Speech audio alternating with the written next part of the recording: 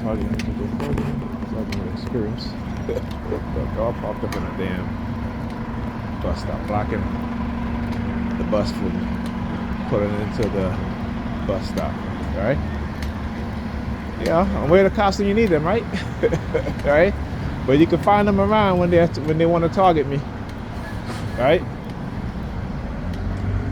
Well, I guess they're not as brave as they thought they were.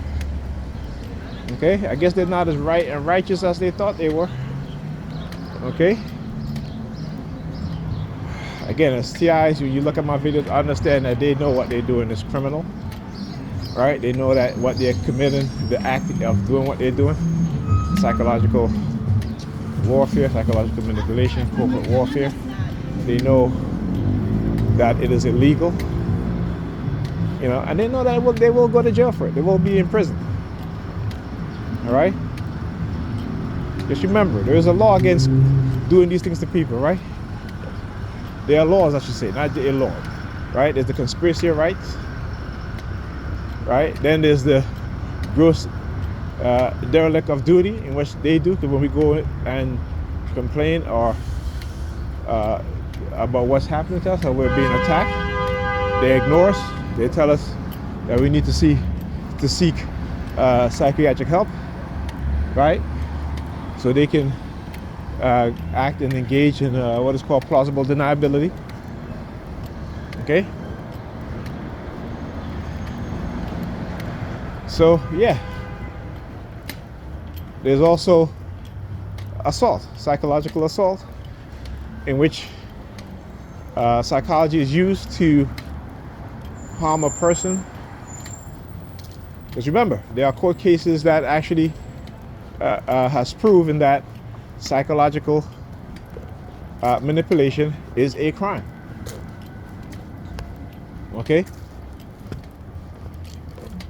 We know this. So this is why you need to learn the law, know the law. You know, about what's been, you know, the laws in terms of how you can articulate what's being done to you. Right? Because like I said, they'll only act brave when they believe when they believe that they can get away with doing whatever it is that they're doing. Right? This is why they use many different people of ethnic group. Because this is how they conceal their attacks. Right? So when you say, well, you know, I'm being psychologically harassed, you're like, by who? You're like, well, by all people.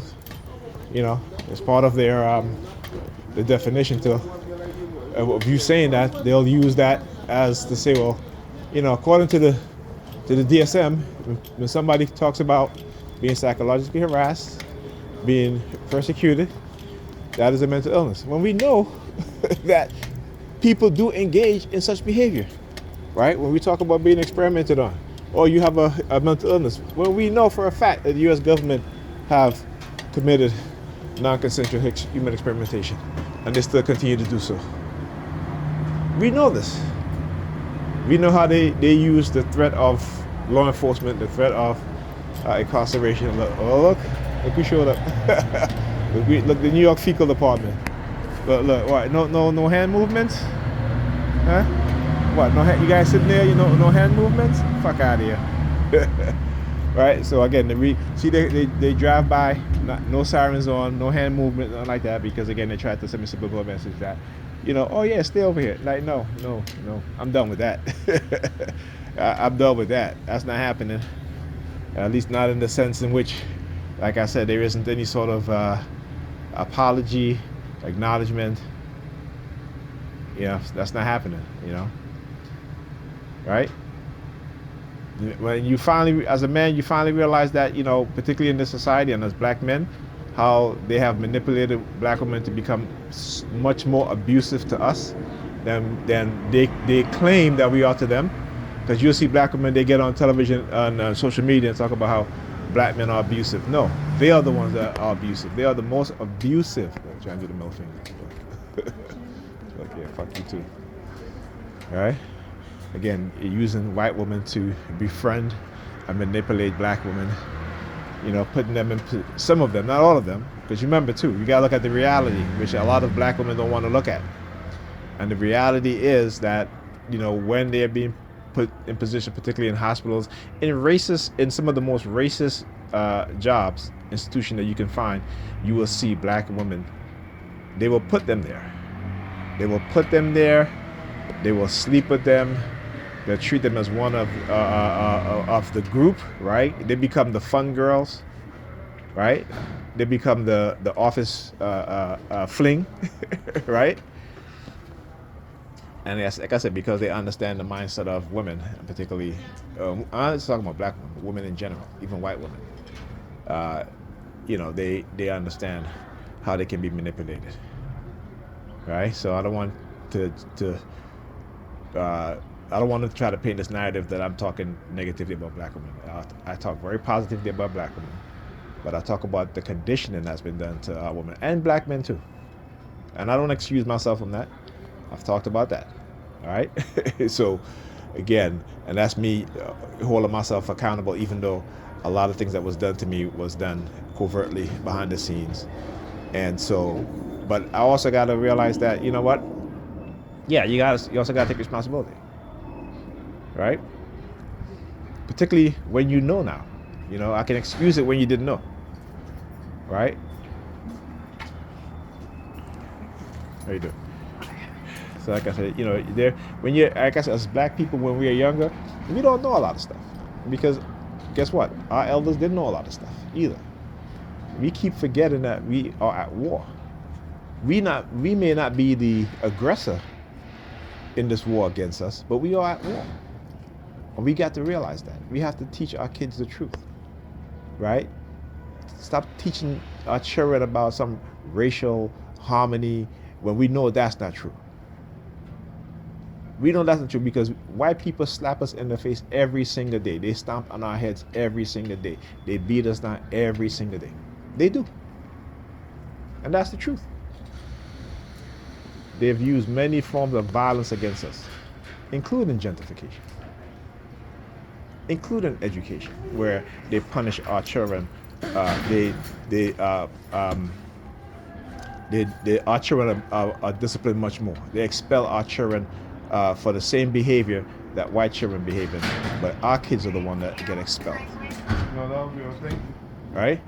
So don't act as if what I'm saying is not true. Don't act as if I'm hateful. I'm not hateful. I just speak the truth. Like I said, I love people who love me, whether you're black, brown, whatever, Hispanic, Asian, whatever. If you love me, I love you. You treat me with respect, I treat you with respect. But I'm looking at the reality, not some delusional way of thinking and seeing things that they've done to my mind.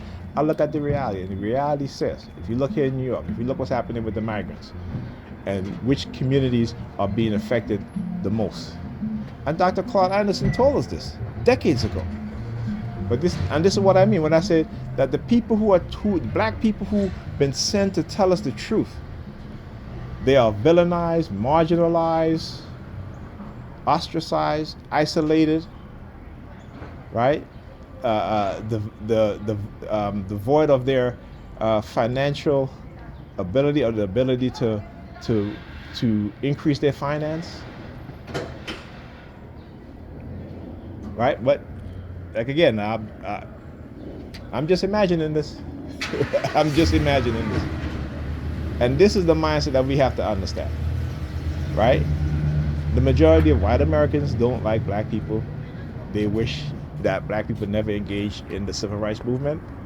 And they've waited a long time to pay us back for that. And I say us, even though I wasn't born here, but I say us because we are all one people, right? Some of our families were dropped off in the Caribbean. Some of them were dropped off in South America. Some of them were dropped off in America, right? When we allow white people to create division within us, that we start dividing ourselves, I can guarantee you one thing. When it comes to the racial bias and racism against black people, for white people, it doesn't matter if they're Russian, they're English, they're French, they're Yugoslavian, what have you. When they're in America, they don't separate themselves by that. And they are unified in their racism and their discrimination against black people. Understand that. Know it. Don't believe it. Know it. Anyhow, talk to you guys in the next video.